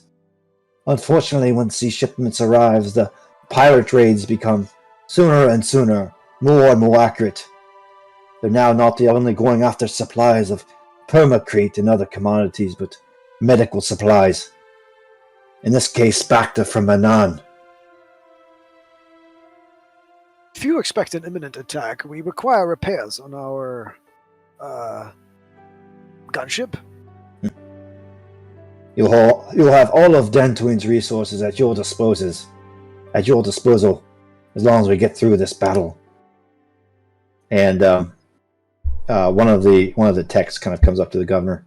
Governor, there are reports of heavy machinery moving through the North Mountains. What defenses Sounds do you like- have? Sorry. Exactly. No, go ahead. Yeah, it's a good question. Not much, unfortunately. Not much more than you see here. We Well, have some then- ground-mounted turrets and infantry. Then some quick repairs on this gunship might be exactly what's needed. By the time the repairs are done, they might be through the mountains. If anything, if it is heavy machinery or equipment, they're at a disadvantage on rugged terrain like that. Perhaps we can go out and set up an ambush for them, weaken them before they get here. Yeah. You got any explosives? Explosives? I suppose I could scrounge up something. What are you after? Some charges. Something we could put down. If you don't have mines, then something we could use to detonate remotely. Perhaps some industrial explosives to create a avalanche or rock slide of some kind to damage the tanks or whatever heavy equipment they have. Oh, nice. I've been thinking of going more direct, but yeah, that's a really good idea. The governor kind of takes out his data pad and punches in a few coordinates, and a topographical map of the area kind of is displayed there. Ray Wanos, why don't you give me a tactics? Yeah, tactics. 18. Thank you, would be because your- once the combat starts, I won't be that useful. So I'd Yep. like to be useful beforehand. Yep. Yep, skills. Scroll. Tactics. Ooh, that's just an 11. Oof. 11. Yeah, rolled a 2. So it's it might work. Ambush might work, but you see, unfortunately, once they're past the mountains, which sounds like it's going to happen very soon, that's mostly plains and gentle rolling hills and flat terrain around this outpost. Maybe he'll comment, it seems that dangerous overhangs are hard to find. Well, if nothing else, we could put them in their path, cover them, and then remote detonate. Better than nothing. We can always slow them down, and if they have to exit their tanks, we could attack then, perhaps. Yeah, exactly. Get them out of their protective armor, put them at a disadvantage, allow us to engage them that way. Yeah, and if nothing else, then we, if that doesn't work, then we fall back to the turrets. Exactly.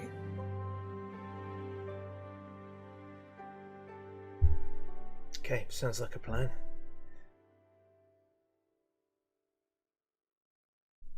Yeah, in terms of how I can help during combat, I can use computer pretty well and deception. So if we ever want to set up, some social stuff, but otherwise, Yep. You get Persuasion, stuff perception. Tactics, though, can help a little bit. That's true. Yeah, I can still roll tactics. If you allow me to roll tactics more as the situation develops, for sure.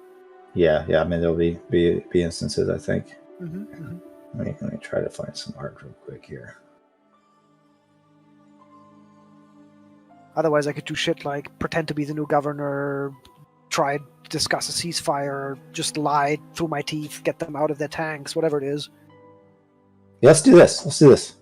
At this point, Governor Trell's kind of communicator beeps, and he presses a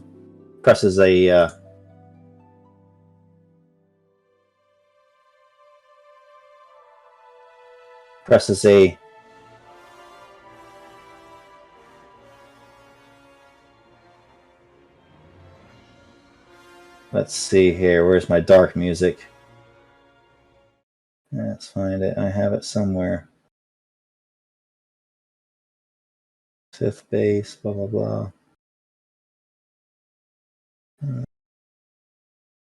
Oh, well.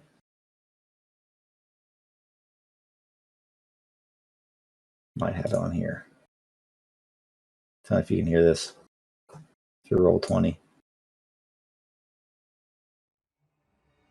Let's do it through roll 20. There you go. So a figure pops up kind of hanging in the air over his iPad. Ooh. And you hear a voice say, Governor Trell, I presume. And the figure kind of turns around, and the voice chillingly says, I sense you are not alone. It seems that your precious Republic has sent you aid at this time. Perhaps you should rethink making a deal. This time, perhaps I will deign not be so merciful and order my troops to kill you all to the last man, woman, and child. Dren Aster, give me use the Force.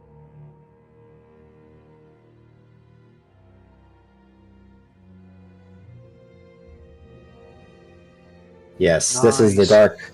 This is the dark presence that you certainly felt, and it actually turns to face you, Dren Aster. Ah, and I see the Republic has sent a Jedi, but not a Jedi Knight, but a child in the Force. The governor kind of swallows hard, and sweat starts to bead upon his brow.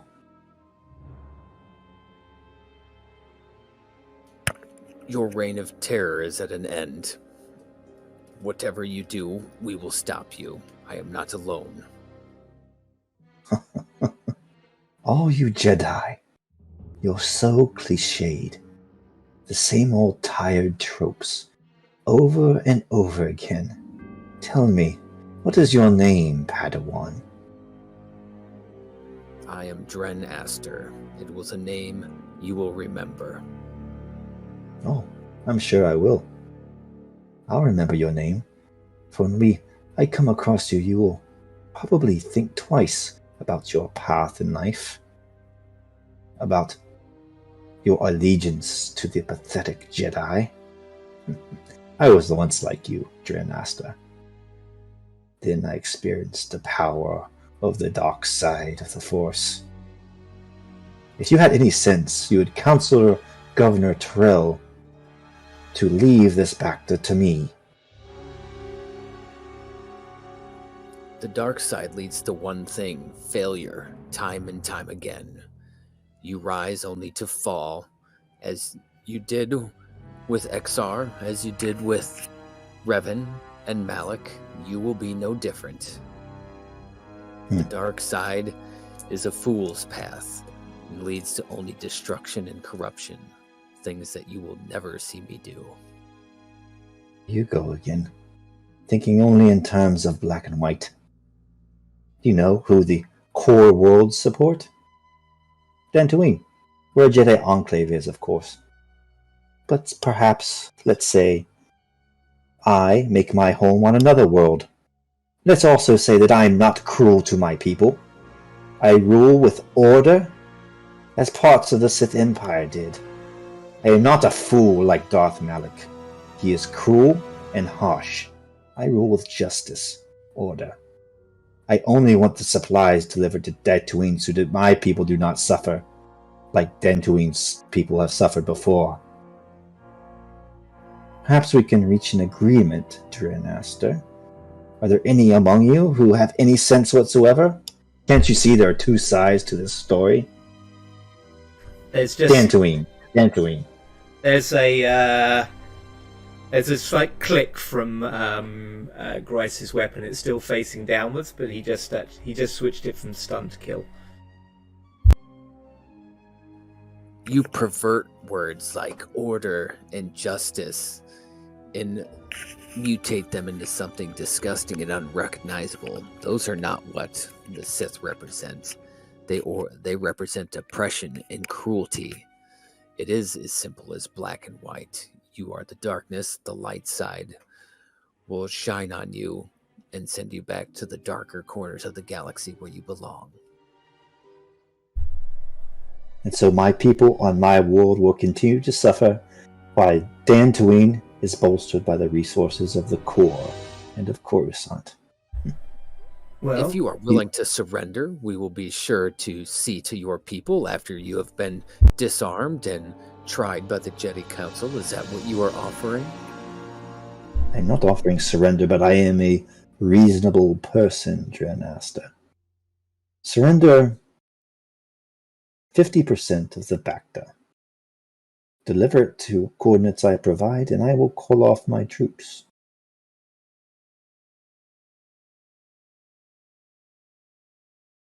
I do not bargain with those that follow the dark side.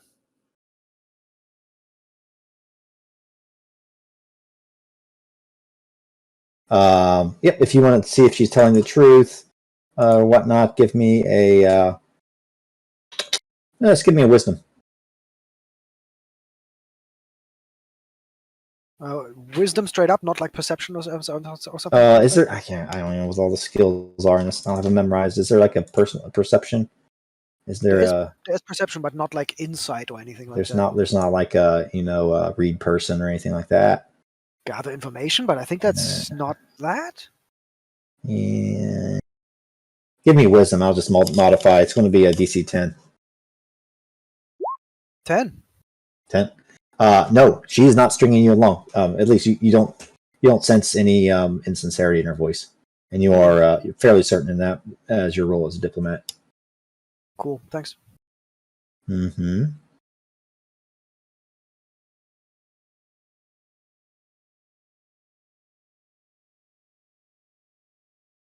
Dren looks to the governor or whoever's holding the device, and he gives him kind of the cut signal hand gesture. He's not interested in negotiating with the Sith. The governor. Once Grice sees that Dredd has stopped, has sort of finished, he calls over to the Sith. You people always have big words, but at the end of the day, it just hides the fact that deep down, you're all utter bastards. And then he's got his weapon at the ready. He's not pointing at her yet, but he's obviously waiting the word. Very well. If you will not negotiate, I suppose it will be bloodshed. But those will die on both sides, and they will be on your hands, Governor Trell, as well as this Jedi and his friends. The governor kind of says to her, I am with the Jedi. It is because of you and your kind that my daughter is dead. Oh, how can you be so sure, Governor? Did you ever find her body? And you can see that it just struck a nerve, and he's balling his fists up, and his knuckles are white. And he's about ready to turn off the recorder unless you guys do something. Dredd makes no attempt to stop him.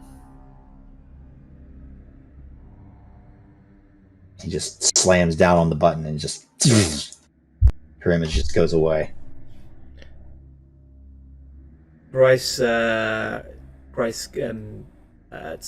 to the others and says, well, that's that then. And he turns to the nearest window and starts looking out for signs of approaching enemy. You can see kind of a low mountain range, and there's like a you can feel kind of in the ground a very low rumble. Actually, we're not indoors, are we? We're outdoors still. Are we? Or... Mm-hmm. Okay, sorry. Yeah. I'm gonna change slides. Tell me if this one's blocked. For this one. That's good. All good. That's good. There we go. That looks a little more kind of a little wrecked up. I like that one. Seeing the governor's kind of anger at this, whatever this individual said, he turns to the governor. What does he mean by your daughter? Kind of relaxes somewhat and tucks the data pad into his satchel. My daughter. She is missing but presumed dead. Part of Malak's attack here years ago. Was she a member of the Enclave, or was she just simply your daughter that went missing in action during the attack? She was of your kind, Dren Asta, from a young age. What is her name? And when this is all done, I will do what I can to help you find her and bring you closure to this. For holding on to that kind of grief and anger can cloud one's judgment, and it is exactly what this individual wants, is to have you angry and make a rash decision when caring for these people of Dantooine. Her name was Sela Krell. Or Trell, sorry, Sela Trell.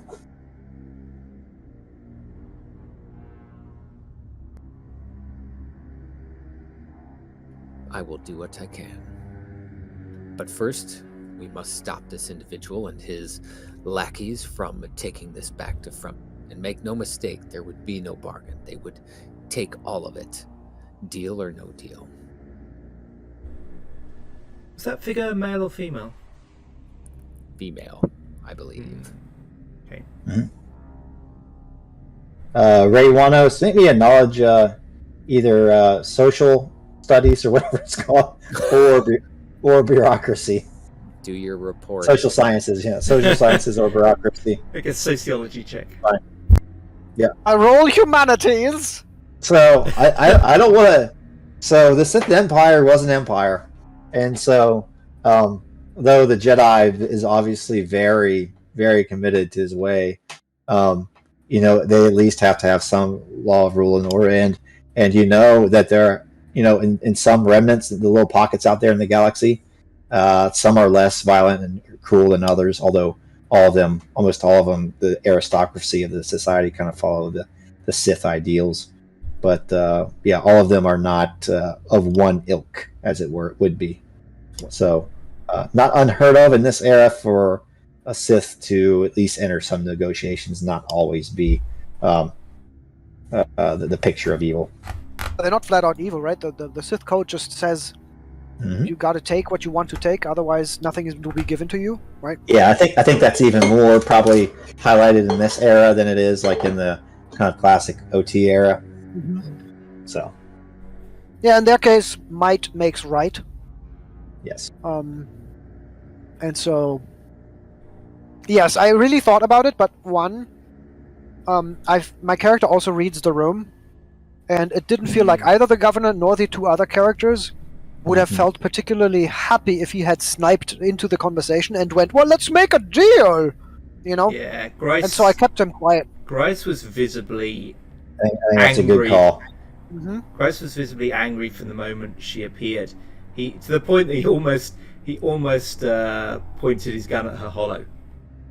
And right, exactly. That's just not rational. And but he was really spitting tax. It just triggered him massively to seeing her.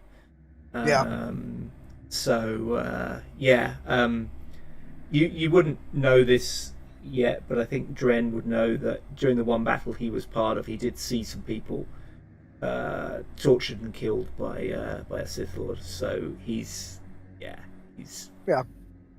it's a thing.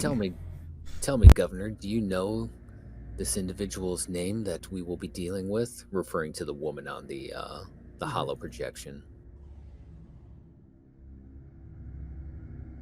Sorry, I was reading Discord. What did you say? Do we know the name of Darth? What is it, Sinha? Sinha? If we know that name, basically is what he's asking.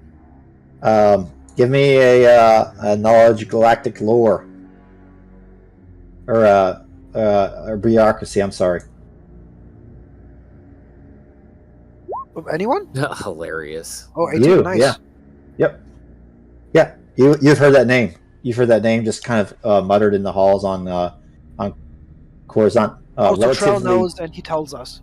yeah. Oh, So okay. relatively new Sith. Still a very mystery. Origin veiled in shadow. But word is she's started her own kingdom. Here, on basically, this planet? On the Outer Rim, though, somewhere. Are you sure you didn't say Tatooine when she was saying she was caring about her planet as he was caring about his planet? I feel like my character even recorded it.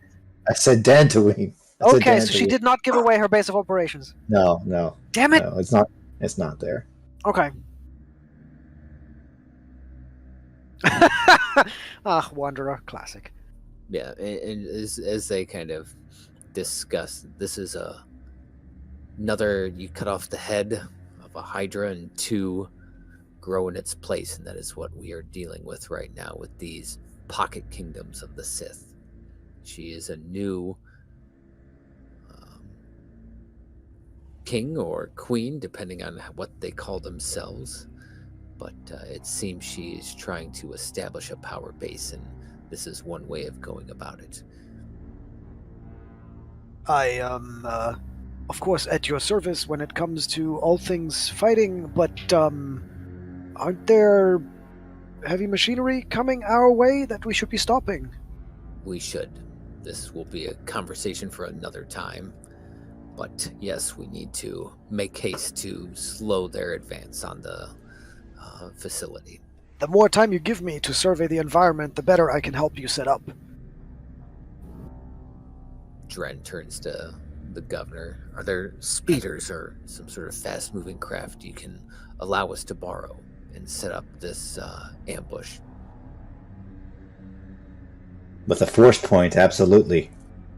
We have a gunship? Yeah, it's still flyable. Yeah. That's what I was saying. Like, why don't we use a gunship against the tanks? Because why wouldn't you? It's a starship weapon against vehicle. I have no idea how long it takes to fix those. It's not broken. It's just the health point. I mean, there's visible damage. I was just hoping to buff out some, put some plates on or something. But the ship still flies if we want to use it as a group. I think that makes sense. Yeah, it depends whether there's. It feels a bit too easy, so I'm just. I'm wondering if there's something we're missing.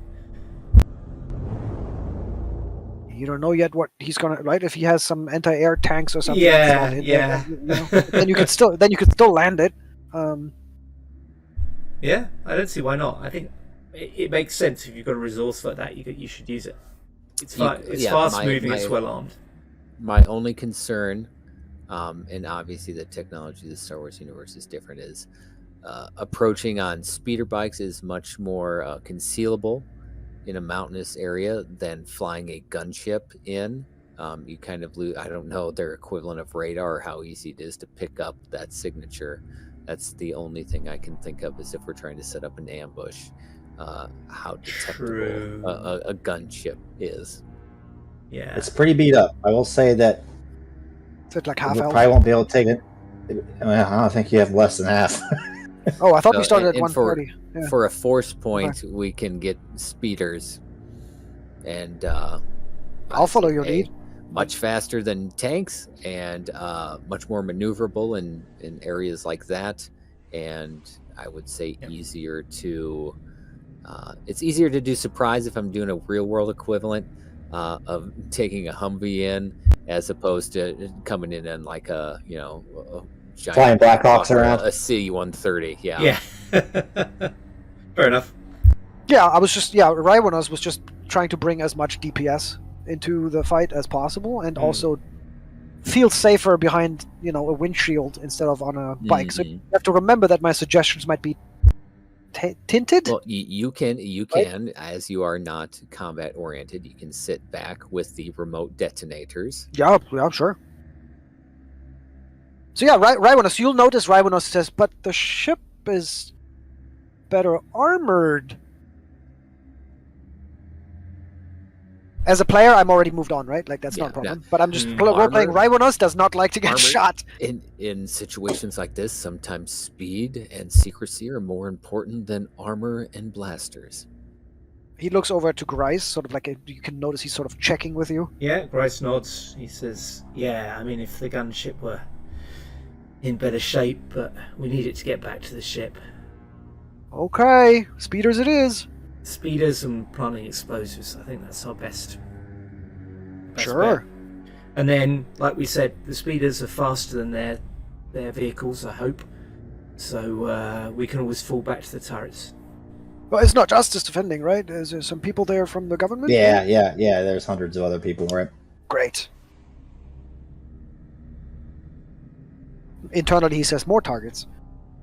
Actually, I wonder if it's that large an action, they're probably expecting quite a few of them to be attacking. So what we might want to do then, rather than actually setting an ambush way off by ourselves, we might want to just kind of put explosives, etc., around about the point where they'll be making contact with the defenders, because then they'll be distracted. More Like that likely to hit the it. early Clone Wars episode where Master Yoda, right, and the stormtroopers were fighting the droids on that planet. I know what you're referring to, yeah. Oh yeah. So just a thought there. And if then we could be in concealment and maybe come in from the side while they're facing an attack from the front, that might work well. I don't know. Yeah. I mean, whatever, I don't want to reduce it to a roll, but whatever tactic seems to make the most sense or would be the most beneficial, be it, hit and run or explosives, just to reduce the combat effectiveness of the armored column coming to attack. Yeah. Or, whatever will achieve the maximum effect. Given the roll I rolled initially, which was just an 11, Raivonos would have said that based on the information he has, this is the best he can do, but he's happy to voice a more formed opinion once he's surveyed the prospective battlefield. Mm-hmm. Then let us take the speeders and reconnoiter the area and see what we can discover. And if you'll excuse me a moment while you set out about those details, can my communicator reach orbit and Master Namrata? You have one of the big ones, don't you? I thought I remember. check. I don't know. Actually, you know what? I don't think I do. You just have a regular one. No, it can't. If you got on the ship, you could. I mean, you could hop on the ship and use it, Yeah. right? While those two are kind of working out the details of where to go and get the there you go. speeders ready, Dren will go up to the shuttle or the gunship that they took down and go to the comm unit and activate it and try and get through to Master Namrata. Nice, good call. Namrata. Allies. Oop. Here he is. And as he pulls him up, he goes, Master, I sensed a disturbance in the Force, and we spoke with a Darth Sinha. It seems she is the one that is behind these attacks on Dantooine. I recall that name. I haven't heard it in some times, but it's not unfamiliar to me. Be cautious, Padawan. Rumor is she is strong with the dark side of the Force. Her origins shrouded in mystery. How did she contact you, and what are her intentions? She contacted the governor and proposed splitting the shipment of Bacta in half for Dantooine and half for whatever planet she has set up her power base on. Most interesting. I assume you did not bargain with her? I do not bargain with those that followed the dark side, Master. I rejected her offer and told her that all of her threats were nothing but barkings of a dog, empty threats. It does belie something of her motives. She either wants the resources for herself or for her people. Perhaps she needs resources for her people so they do not rebel. Either way, we know that her motivations are at least with direction. She has a perverse sense of order and justice like most of the Sith. I believe she is looking to secure her power or perhaps build it up so she can eventually strike out when she believes herself powerful enough. Well, if these pirate vessels were with her, they have retreated for the time being. I am not sure exactly why, but as soon as he would be exactly sure why. As soon as the Bacta went planetside, they disappeared. As soon as the Bacta landed on the planet, they seemed to form a hasty retreat. Be careful, Drenaster. There may be more forces on this planet than we realize, and it'll be some time before these 3 frigates can be repaired. I understand, Master. We currently plan to go into the mountains and slow the advance of their attacking armored column and whatever infantry assets they possess. Very well. What was your rank again, General? Was it Captain or Captain Madden? I can't remember your what. Sergeant. Sergeant. Yeah, we recently promoted promoted. you. Yeah, we promoted you.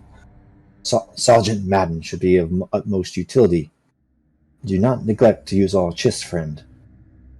His people are well known for the grips of tactics and the big picture of strategy. He seems to have a knack for things of that nature. This Raiwanos. We will utilize him and the skill of Sergeant Madden in the battle to come.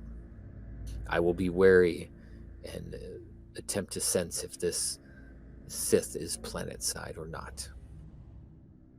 I as well, Padawan. May the Force be with you. May the Force be with you. It kind of ends the link. Rejoining Raiwanos and Grice, it seems that the Sith are the ones behind this attack. I don't know if she is planet-side, but I will do what I can to censor if she is. But for now, I rely on your expertise, both in the tactical side of things, as he looks to the Chiss, and the execution of the plan, as he looks to Sergeant Madden. Grice kind of rubs his chin a little and says, "Oh, Sith troops tend to be governed very hierarchically. They don't get a lot of individual initiative. If they have to change plans suddenly, they're not flexible. We can throw a stick in the wheel, make their first plan unviable. Then it takes them a while to react. They tend to mill in confusion then. That's a good time to hit them." Nothing says an success like an ambush then, if they are incapable of properly reacting to a change in battle tactics and scenery. Then hopefully the Force smiles on us and provides us the advantage we need. Bo, I just kind of made that up, but I think it feels kind of reasonable, if that's okay with you. Oh, feels reasonable. Cool. At least these troops, at least some of them, are CL1, so.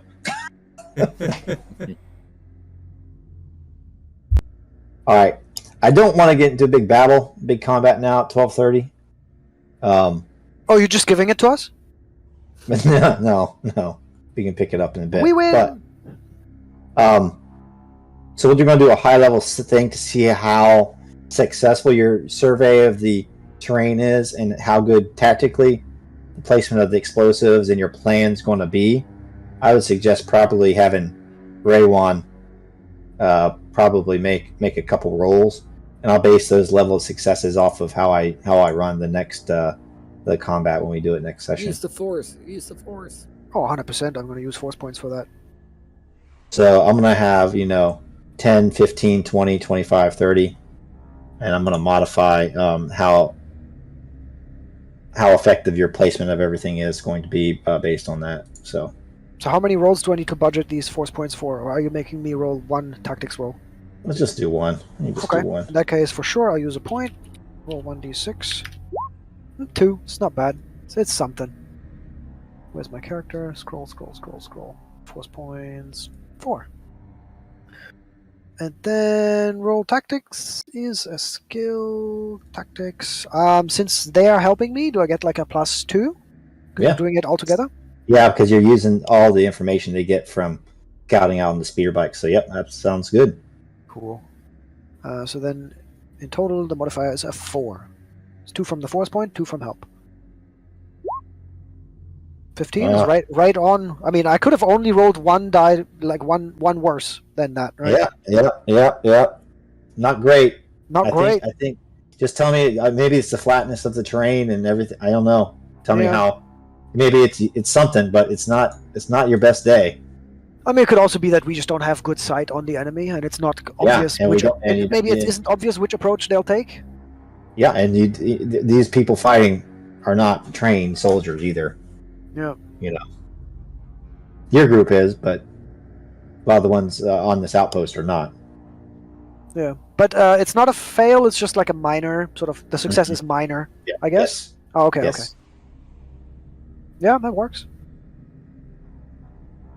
There are no rerolls in the system that I'm aware of, unless you have a feat or something, which I don't. There's talents that do it and stuff like that. Like that chick, that Sith chick has like one where if it's something with the dark side, she can reroll it. Oh, nice. No, my talent is to be rich. Yep. And if there's nothing else, we'll end it as you see. You know, maybe that evening passes, and the next morning, you can hear the thunder of engines over the horizons and see dust kind of kicking up, and that's where we'll end it. Okie doke.